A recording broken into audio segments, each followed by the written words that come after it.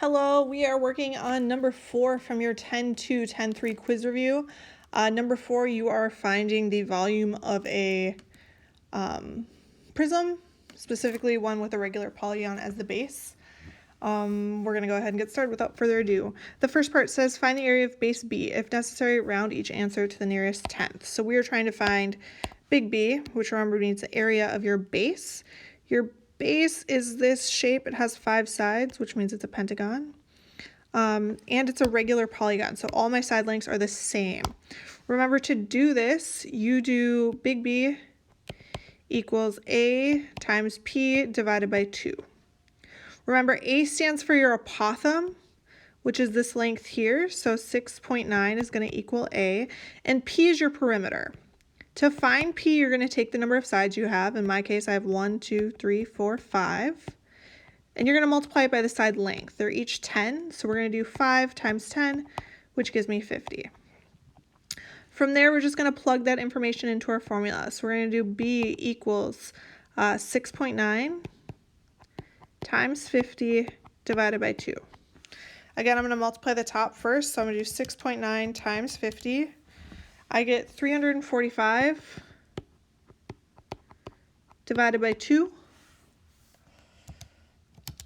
And when I do that, I get 172.5.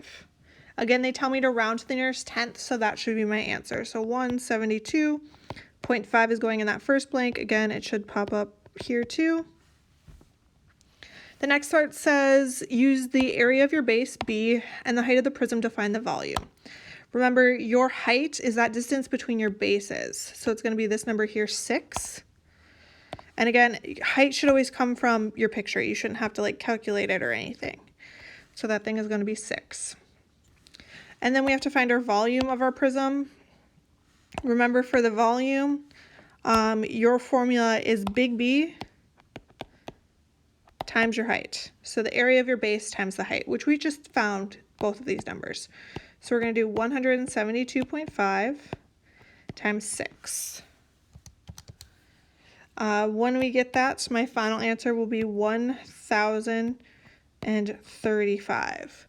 Now, don't stress. You can type it in like that. You can type it in with a, like, sorry, my brain not working, comma. There we go.